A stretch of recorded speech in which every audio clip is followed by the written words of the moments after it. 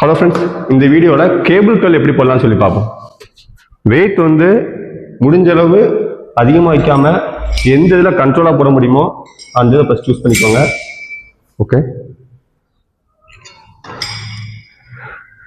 ராடை பிடிச்சிட்டு ரொம்ப ஒட்டியும் போக வேண்டாம், ரொம்ப பின்னாடியும் இல்லாமல் நார்மல் டிஸ்டன்ஸில் நின்றுட்டு கையை லைட்டாக முன்னாடி கொண்டு போய் பைசப்ஸை டைட் பண்ணுங்கள்.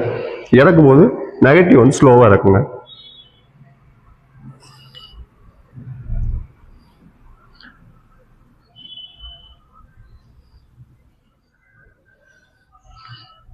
இதில் பிகினர் பண்ணுற தப்பு என்ன அப்படின்னா, கையை இப்படி மடக்காம இப்படி இழுப்பாங்க.